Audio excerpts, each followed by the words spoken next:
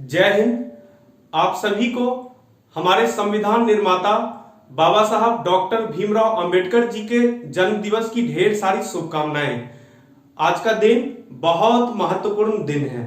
आज का दिन भारत ही नहीं बल्कि पूरी दुनिया में त्योहार के रूप में मनाया जा रहा है, क्योंकि हम में से भारतवासी पूरे विश्व के हर कोने में भरे हुए हैं।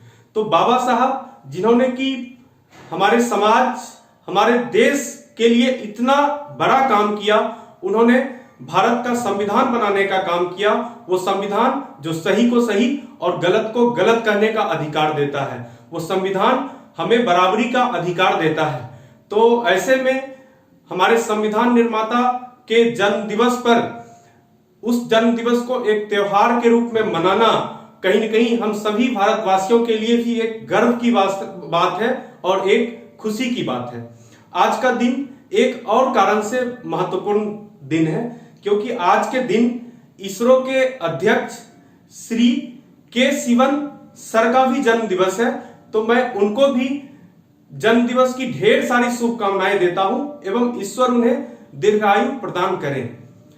बाबा साहब की अगर हम बात करें तो बाबा साहब इस धरती पर हमारे देश में मनुष्य के रूप में ईश्वर के अवतार थे। जब बाबा साहब बचपन से अपनी पढ़ाई शुरू किए तो उन्होंने काफी संघर्ष का सामना किया है। उस समय पूरा देश एक गुलामी की जंजीर में बंधा हुआ था और बाबा साहब के पास गुलामी की दो जंजीर थी। पहला जंजीर जो कि अंग्रेजों की गुलामी थी और दूसरा जंजीर जो कि एक विशेष वंचित वर्ग होने के कारण उनको सामना करना पड़ रहा था। तो उन्होंने इन दोनों जंजीरों का सामना करते हुए उन्होंने इन दोनों जंजीरों को एक साथ काटने का काम किया एवं उन्होंने पूरे समाज के सभी वर्गों को, सभी वंचित वर्गों को बराबरी का अधिकार दिलाते हुए भारत के संविधान का निर्माण किया। तो बाबा साहब का जो व्यक्तित्व रहा है, उन्होंने जिस तरह से जीवन को जिया है, यह कहीं न कहीं हम सभी भारतवासियों के लिए हमेशा हमेशा के लिए प्रेरणा स्रोत बना रहेगा। आज हम में से हम सभी लोगों के पास हमारा संविधान है, हमारा मौलिक अधिकार है। हम लोग उस मौलिक अधिकार के सहारे हम कहीं भी अपनी बातों को रख पाते हैं, हम किसी से कोई सवाल पूछ पाते हैं। लेकिन आप सोच सकते हैं कि वह व्यक्ति जिस समय की गुलामी की जंजीर में बंधा हुआ था, उस समय वो अपने स्कूली दिनों में उन्होंने किस तरह से शिक्षा ग्रहण किया। जब वह किसी कक्षा में जाते थे तो वहां पर जाति के नाम पर किस तरह का व्यवहार बाबा साहब के साथ किया जाता है, हम लोग इसका अंदाजा भी नहीं लगा सकते। हम लोग उनकी कहानियां पढ़े हैं, हम लोग उनकी कहानियों को सुने हैं, हम लोग उनके जीवन चरित्र के बारे में समझे हैं। लेकिन वो आदमी जो कि इस फेज से गुजर रहा होगा, आप समझ सकते हैं कि उन पर क्या बीत रही होगी। लेकिन उसके बावजूद भी उन्होंने सारे चीजों का सामना करते हुए भारतवर्ष के सभी नागरिकों को एक फूल के माले में पिरो दिया। तो हम सभी के लिए बहुत ही सौभाग्य की बात है कि हमारे देश में बाबा साहब भीमराव अंबेडकर जी जैसे महापुरुष भी पैदा लिए। और अगर बाबा साहब की आत्मा कहीं न कहीं मेरी बात को सुन रही होगी तो मैं उनसे पुनः प्रार्थना करूंगा कि आपको इस देश में एक बार फिर से अवतार लेने की जरूरत है, क्योंकि कहीं न कहीं आपके जैसे व्यक्ति अगर इस देश में फिर से आते हैं तो हमारा देश कहीं न कहीं और आगे बढ़ेगा।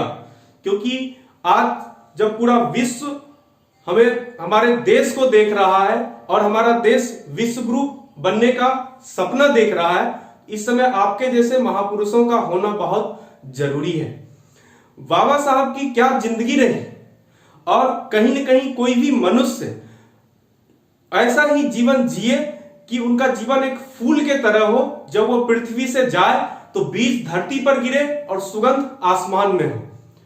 तो आप सभी लोगों को बाबा साहब भीमराव अंबेडकर जी के जन्म दिवस की एक बार फिर से ढेर सारी शुभकामनाएं।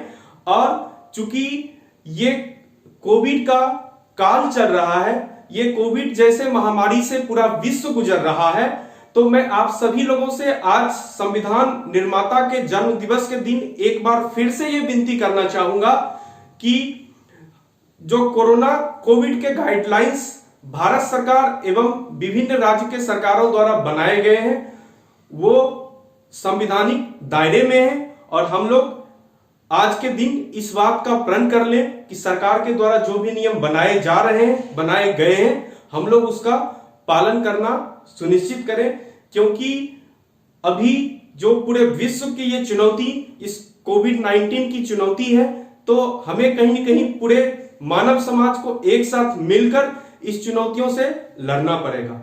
आखिरी में मैं एक बात और कहना चाहता हूं, जो हमारी आबादी 135 करोड़ लोगों की है, तो हमें कहीं न कहीं एकता बनाए रखना बहुत जरूरी है।